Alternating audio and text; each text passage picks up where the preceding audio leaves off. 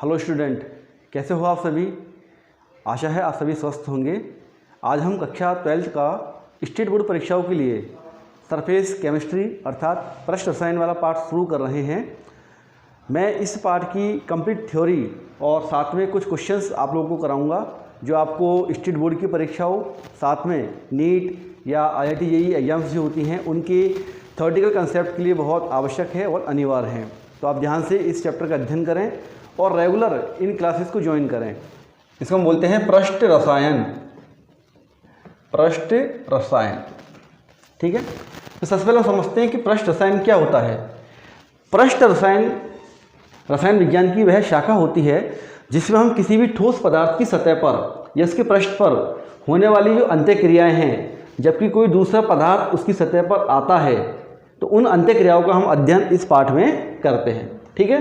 तो हम इसमें लिख सकते हैं, मान लीजिए कोई ठोस पदार्थ है और कोई दूसरा पदार्थ जो है वो यहाँ पर इसकी सतह पर आ रहा है, ठीक है। तो इस पदार्थ और इस ठोस पदार्थ की बीच में अंत्यक्रियाएं होती हैं, जो घटनाएं होती हैं, उन घटनाओं का अध्ययन हम इस पाठ में करेंगे कि वो घटनाएं कौन कौन सी हैं और किस प्रकार से वो अन्य कारकों से प्रभावित होती हैं, ठीक है बच्चों, समझ में आया।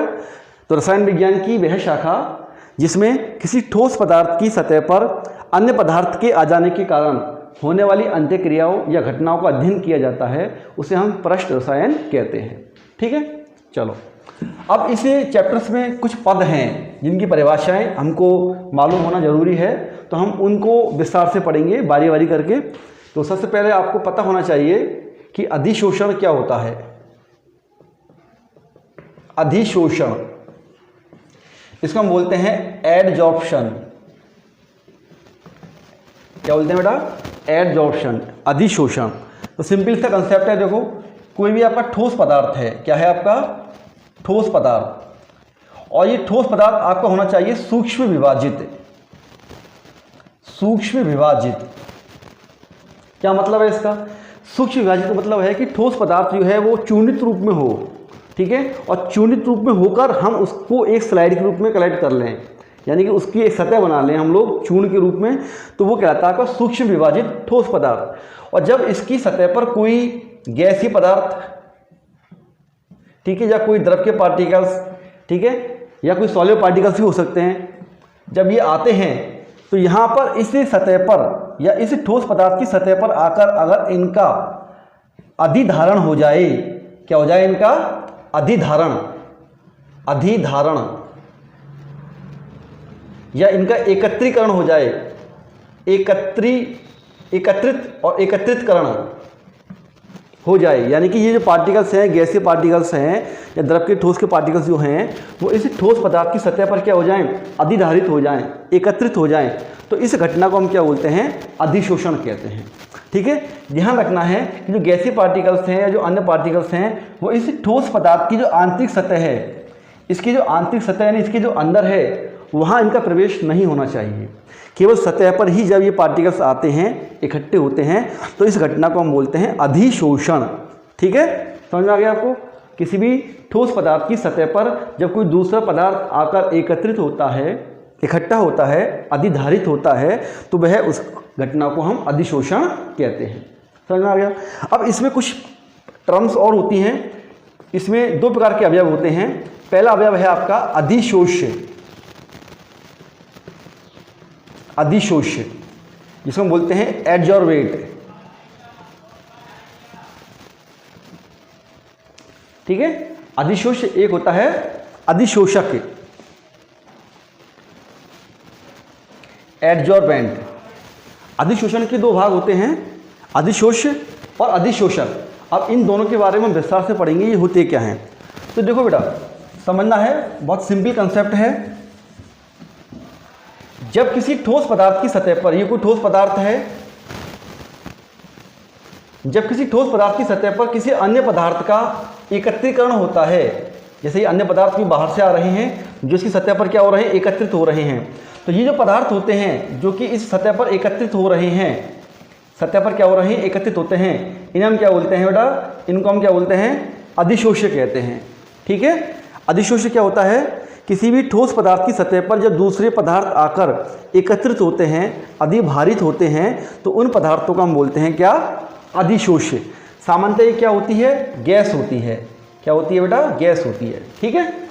अधिशोषक क्या होता है, अधिशोषक वह पदार्थ होता है, अधिशोषक वह सूक्ष्म विभाजित पदार्थ होता है जो कि आने वाले पदार्थों को अपनी सतह पर क्या करता है, इकट्ठा करता है। ये जो सतह है इस सतह पर क्या करेगा, आने वाले पदार्थों को वो एकत्रित कर लेगा। तो ये जो पूरा पदार्थ है, ये पूरा जो ठोस पदार्थ है, ये क्या कहलाएगा आपका, अधिशोषक कहलाएगा। अधिशोषक मानी पदार्थों को अधिशोषित करने वाला, अपनी सतह पर एकत्रित करने वाला। तो ये इनका अर्थ है। समझ आ गया आपको। अधिशोष्य वह पदार्थ जो सतह पर एकत्रित होता है, अधिशोषक वह पदार्थ जो अन्य पदार्थों को सतह पर अधिशोषित करता है, उसे हम बोलते हैं अधिशोषक। तो ये दोनों टर्म समझ में आ गए होंगे आप लोगों को, शाबाश। अब देखिए अगला जो कंसेप्ट है, दूसरा जो कंसेप्ट है वो है अवशोषण। अवशोषण, इसको हम लिख सकते हैं एब्जॉर्प्शन। एब्जॉर्प्शन, ठीक है। ये आपका एडजॉर्प्शन, ये होगा आपका एब्जॉर्प्शन, यानी बी आएगा इसमें डी आएगा। अवशोषण, अब अवशोषण किसे कहते हैं, तो देखो बेटा क्या होता है इसमें, जब किसी पदार्थ की सतह पर, जब किसी पदार्थ के आसपास, अगर हम इस प्रकार समझें, जब किसी पदार्थ के आसपास अन्य पदार्थ के अणु परमाणु आते हैं, आयन आते हैं, जो भी आता है XYZ, अन्य पदार्थ के अणु इस पदार्थ के आसपास आते हैं, तो ये जो पार्टिकल्स होते हैं, ये जो पदार्थ होता है, ये इसकी सतह के साथ साथ इसके आंतरिक भाग में भी क्या होते हैं, चले जाते हैं, या आंतरिक भाग में भी क्या होते हैं, ये एकत्रित हो जाते हैं। सतह पर भी आते हैं और सतह के साथ साथ इसके आंतरिक भाग में क्या होते हैं, ये चले जाते हैं, इस प्रकार से। ठीक है। तो ये पार्टिकल्स यहाँ पर भी आ गए, ये आपके अंदर भी चले गए। तो इस प्रकार की घटना को हम क्या बोलते हैं, अवशोषण कहते हैं। यानी कि जब किसी ठोस पदार्थ की, जब किसी ठोस पदार्थ की, ये कोई ठोस पदार्थ है, इस ठोस पदार्थ की सतह के साथ साथ इसके आंतरिक भाग में भी, सतह के साथ साथ इसके आंतरिक भाग में भी अन्य पदार्थों का एकत्रीकरण होता है, अन्य पदार्थों का सांद्रण होता है। ठीक है। तो उसे हम बोलते हैं अवशोषण की घटना। समझ में आ गया आपको, है ना। अवशोषण में क्या होता है, जो अन्य पदार्थ होते हैं वो सतह के साथ साथ, इस सतह के साथ साथ पदार्थ के अंदर भी क्या होते हैं, चले जाते हैं। ठीक है। और अंदर जब चले जाएंगे तो उसकी जो सांद्रता होती है पदार्थ की, वो सांद्रता सतह पर भी होती है और आंतरिक भाग में भी होती है। इस प्रकार की घटना को हम क्या बोलते हैं, अवशोषण कहते हैं। तो ये दोनों पॉइंट आपको समझ में आ गए होंगे। अब हम विस्तार से समझते हैं एक चित्र के माध्यम से कि दोनों घटनाएं क्या होती हैं। माना कि एक पात्र है जिसमें हमने कोई पदार्थ भरा हुआ है, ये कोई पदार्थ है। ठीक है। अब मैंने क्या किया, मैंने इसमें कोई अधिशोषक डाला, ये अधिशोषक पदार्थ है, ये अधिशोषक है और ये भी क्या है, एक अधिशोषक है। ठीक है। अब अगर ये जो पदार्थ फैला हुआ है, ये पूरा पदार्थ जो फैला हुआ है, वो केवल इसकी सतह पर एकत्रित हो, बस यहाँ, जैसे पदार्थ क्या हो गया आपका, सतह पर एकत्रित हो गया, इस सतह पर क्या हो गया, एकत्रित हो गया। ठीक है। ये इसके अंदर नहीं जा रहा है, तो ये घटना तो क्या हो गई बेटा, ये तो होगी आपकी अधिशोषण। ठीक है। और अगर पदार्थ इस सतह के साथ साथ अंदर भी क्या हो रहा है आपका, जा रहा है, इस प्रकार से अंदर भी चले गए पार्टिकल्स, किसके, इसके। ठीक है। तो जब ये पदार्थ जो होता है वो सतह के साथ साथ आंतरिक भाग में भी चला जाता है, तो उसे हम क्या बोलते हैं, अवशोषण कहते हैं। तो इस चित्र के माध्यम से आपको समझ में आ गया होगा कि अवशोषण क्या है और अधिशोषण क्या है। ठीक है बेटा। तो ये आपके दो पद समझ में आ गए। अब इसके बाद में हम कुछ पदों के बारे में और विस्तार से चर्चा करते हैं। अगला जो पद है वो आपका है अधिशोषण हो गया, अवशोषण हो गया, शोषण। शोषण किसे कहते हैं, इसको हम बोलते हैं अंग्रेजी में जॉप्शन, SORPTION, जॉप्शन। ठीक है। शोषण में क्या होता है, जब किसी ठोस पदार्थ की सतह पर और उसके आंतरिक भाग में जो पदार्थ होते हैं उसमें अधिशोषण और अवशोषण एक साथ होता हो, यानी कि अधिशोषण की घटना और अवशोषण की घटना एक साथ होती हो। यानी कि क्या हो रहा है, हम यूँ कह सकते हैं कि पार्टिकल्स पहले तो क्या हुए, सतह पर एकत्रित हुए। ठीक है। और सतह पर एकत्रित होने के साथ साथ कुछ समय पश्चात तुरंत वो क्या हो गए, इसके आंतरिक भाग में भी क्या हो गए, चले गए। यानी कि दोनों घटनाएं साथ साथ हो गई, अधिशोषण भी हो गया और अवशोषण भी हो गया। तो इस प्रकार की घटना को हम क्या बोलते हैं, शोषण कहते हैं। समझ में आ गया? एक टेक्निकल शब्द है, केवल इतना ही समझना है कि जब अवशोषण और अधिशोषण साथ साथ होता है तो उसको हम बोलते हैं शोषण। एक पद और होता है विशोषण, ठीक है, इसे हम बोलते हैं डिजॉर्प्शन। डिजॉर्प्शन इसका मतलब क्या है कि जब इस ठोस पदार्थ की सतह पर उपस्थित जो पार्टिकल्स होते हैं, जब इस ठोस पदार्थ की सतह पर जो पार्टिकल्स होते हैं उनका क्या हो, सतह से पलायन हो जाए। क्या हो जाए? सतह से पलायन हो जाए, सतह से वो बाहर निकल जाएं। जैसे कि कोई गैस है, गैस के पार्टिकल्स क्या हुए, इसको हमने गर्म कर दिया पदार्थ को, तो गर्म करते क्या होगा, ये जो आपके गैसीय पदार्थ होते हैं ये सतह से क्या होंगे, आपके बाहर निकल जाएंगे, सतह को छोड़ देंगे। तो इस प्रकार से हम क्या कहेंगे कि यहाँ पर विशोषण हो गया। क्या हो गया? विशोषण। विशोषण एक प्रकार से अधिशोषण का क्या होता है, विपरीत होता है, जस्ट अपोजिट। अपोजिट, ठीक है। विशोषण क्या होता है, अधिशोषण का अपोजिट होता है। अधिशोषण में पार्टिकल सतह पर एकत्रित होते हैं, विशोषण में पार्टिकल सतह को छोड़कर पलायित हो जाते हैं, यानी वहां से वो निकल जाते हैं, भाग जाते हैं। ठीक है बेटा, तो शोषण विशोषण समझ में आ गया आपको? ठीक है, तो ये कुछ पद हैं जिनके बारे में आपको विस्तार से समझना होता है, केवल टेक्निकल शब्द हैं जिनको ध्यान रखना है। अब हम एक के एग्जाम्पल समझते हैं, इन दोनों घटनाओं के। अधिशोषण का एग्जाम्पल क्या हो सकता है, जैसे कि किसी नारियल चारकोल पर, नारियल चारकोल पर गैस का एकत्रीकरण, चारकोल पर गैस का एकत्रीकरण। अब नारियल चारकोल पर अगर हम कोई गैस डालेंगे, या हम ये कह सकते हैं कि नारियल चारकोल को हम अगर गैस के अंदर ले जाते हैं तो गैस जो होती है वो उस चारकोल की सतह पर क्या होती है, अधिशोषित हो जाती है। माना कि नारियल का चारकोल है तो गैस क्या होगी, इसकी सतह पर आकर अधिशोषित हो जाएगी, यानी कि यहाँ पर अवशोषण नहीं होता, केवल क्या होता है, अधिशोषण होता है। अब आपके दिमाग में एक शब्द आ रहा होगा, सर चारकोल क्या होता है, व्हाट इज द चारकोल? बेटा चारकोल जो होते हैं वो कई प्रकार के होते हैं। एक तो होता है जैसे कि कार्बन चारकोल जो कि कोयले से मिलकर बनता है। एक होता है आपका जांतव चारकोल, जांतव चारकोल। चारकोल क्या होता है, ये कई प्रकार के हो सकते हैं। कार्बन चारकोल हो सकता है, जांतव चारकोल का मतलब हड्डियों के चूर्ण से बना हुआ चारकोल। एक्चुअली होता क्या है कि अगर हम लकड़ी को, बनता कैसे ये, लकड़ी हड्डी को हम क्या करें, चूर्णित करके और इसको वायु की अनुपस्थिति में इसको हम जलाएं। ठीक है, लकड़ी को, हड्डी को वायु की अनुपस्थिति में अगर जलाया जाता है चूर्णित करने के पश्चात, तो ये जो है वो सूक्ष्म विभाजित हो जाता है, यानी कि इसमें जो जल के पार्टिकल्स हैं या जो अन्य पार्टिकल्स जो होते हैं वो सारे पार्टिकल्स क्या होते हैं, डिसअपियर हो जाते हैं।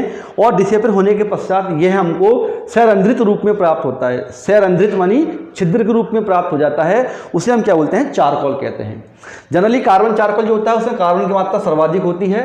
जांतव चारकोल जो होता है उसमें हड्डी जो होता है उस हड्डी के चूर्ण को हम लोग क्या करते हैं, प्योरीफाई करते हैं, यानी उसको गर्म करके उसको चूर्णित करके उसमें उपस्थित जो अन्य पदार्थ होते हैं जैसे कि जल की मात्रा है, अन्य गैसें जो उसमें उपस्थित होती हैं उनको सबको बाहर निकाल दिया जाता है। और इस प्रकार से वो चूर्णित सतह जो होती है वो आपकी क्या कहलाती है, हड्डियों का चारकोल कहलाता है। इसी प्रकार से नारियल से चारकोल बनाया जाता है। नारियल को भी हम क्या करेंगे, चूर्णित कर देते हैं, चूर्णित करके उसको गर्म करके जलाकर, और जलाने के पश्चात नारियल क्या होता है आपका, कार्बन में परिवर्तित हो जाता है। और इसके अंदर जो पदार्थ उपस्थित थे, अशुद्धि उपस्थित थी, वो सब क्या होती हैं, दूर चली जाती हैं। तो इस प्रकार से हमें चारकोल प्राप्त हो जाता है। यह जो चारकोल होता है ये एक अच्छा अधिशोषक होता है, एक अच्छा अधिशोषक पदार्थ होता है, और इनकी सतह पर गैसों का अधिशोषण आसानी से हो जाता है। ठीक है, तो नारियल चारकोल पर गैस का एकत्रीकरण है, जिसका एक एग्जाम्पल है अधिशोषण का। इसके अलावा सक्रिय जो सिलिका जेल होती है, सक्रिय सिलिका जेल, सिलिका मानी SiO2, तो सिलिका जो जेल होती है उस सिलिका जेल की सरफेस पर भी क्या होता है, जल का अधिशोषण हो जाता है। जल का अधिशोषण, जल के पार्टिकल्स क्या होते हैं उस पर एकत्रित हो जाते हैं। ये भी क्या है, एक अधिशोषण का उदाहरण है। समझ में आ गया बेटा? चलो अवशोषण का हम एग्जाम्पल देखते हैं। अवशोषण में जैसे हमने सपोज एक पानी से भरा हुआ पात्र लिया और हमने इसमें क्या डाल दिया, एक स्पंज का टुकड़ा डाल दिया। स्पंज होता है ना, फॉर्म ले लिया और इसमें पानी डाल दिया।